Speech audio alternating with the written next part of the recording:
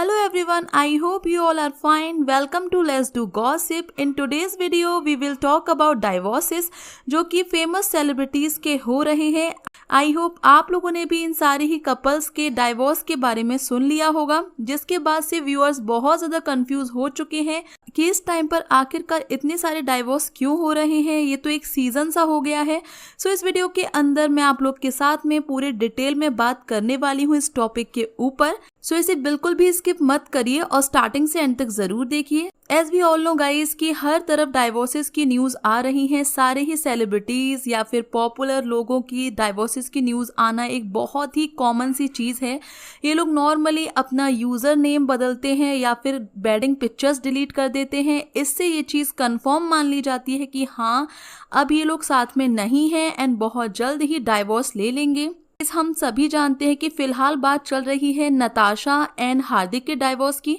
दूसरी तरफ है दलजीत कौर, जिन्होंने सेकंड मैरिज की थी निखिल के साथ, जो कि गाइस इंडिया से बाहर सेटल हैं. उनका भी डाइवोर्स कंफर्म माना जा रहा है एंड उसके पीछे का रीजन है extra marital affair.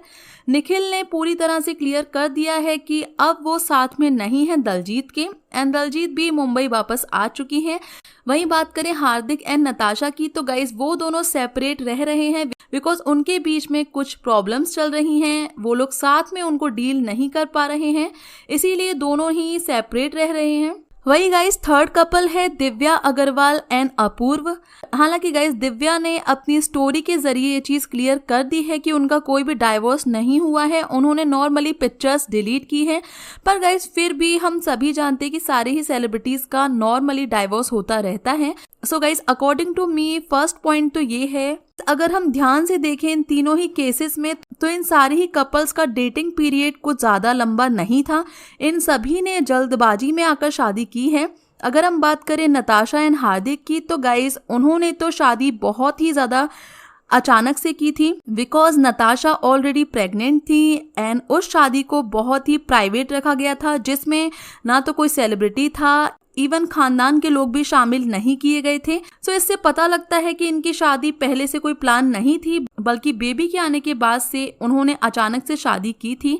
Daljit Kaur, उन्होंने भी केवल और केवल अपने बेटे को एक पिता का प्यार मिल सके इसलिए दूसरी शादी की थी और उन्होंने भी निखिल को कोई ज़्यादा लंबे टाइम तक डेट नहीं किया है और वो तो कंट्री के बाहर भी रहते थे.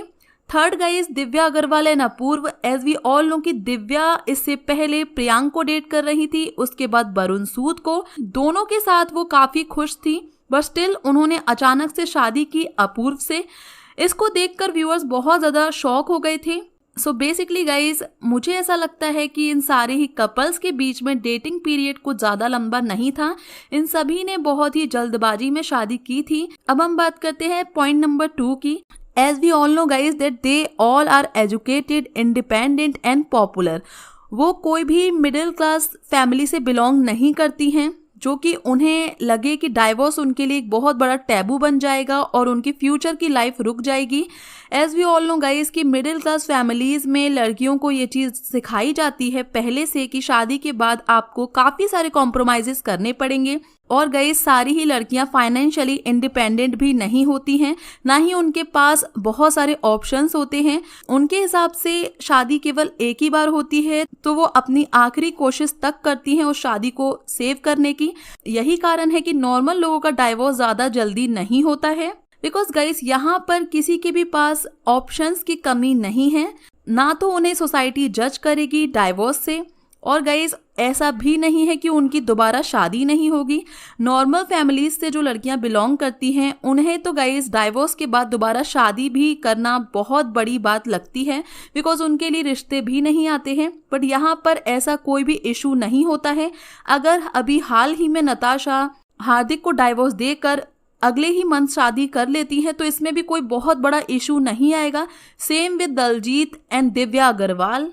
सो गाइस यही रीज़न है कि इन लोगों को कुछ भी ज़्यादा अपने ऊपर हावी होने देने की ज़रूरत नहीं महसूस होती है एंड ना ही गाइस उन्हें ऐसा लगता है कि उन्हें अपनी आखिरी कोशिश तक करनी चाहिए बिकॉज उनके पास ना तो ऑप्शंस की कमी है, ना ही रिसोर्सेज की कमी है और ना ही सोसाइटी का कोई डर है कि उन्हें सोसाइटी जज करेगी और एक बार फिर से वो अपनी ज़िंदगी में शादी नहीं कर पाएंगी. अब हम आते हैं पॉइंट नंबर 3 पर। As we all know guys कि ये तीनों ही कपल्स अपनी lovey dovey pictures and video social media पर अपलोड करते रहते हैं, जिस वजह से इनके फैंस को ऐसा लगता है that they all are very happy with each other.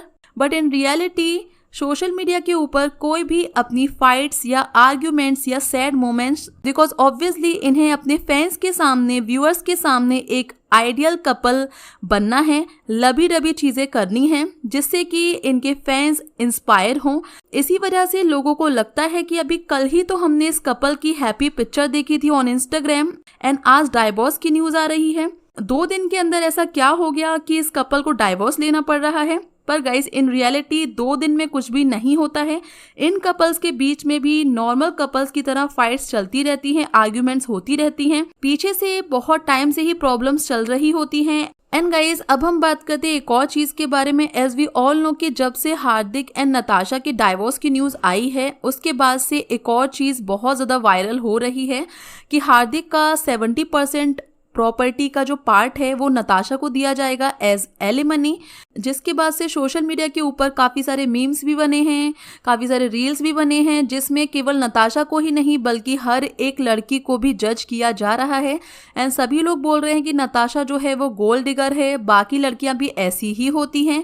लड़कियों के पास एक बहुत अच्छा फ्यूचर प्लान है कि वो किसी भी अमीर लड़के से शादी करें, उसके बाद बच्चा पैदा करके उसकी प्रॉपर्टी का 70% अपने पास ले लें और उसे डाइवोर्स दे दें और वो एक रिच वुमेन बन जाएगी। हालांकि गाइज अगर हम यहाँ पर थोड़ा सा ध्यान लगाएं तो नताशा ऑलरेडी काफी रिच है। आई डोंट थिंक कि उन्हें हार्दिक की 70% प्रॉपर्टी लेने की जरूरत है।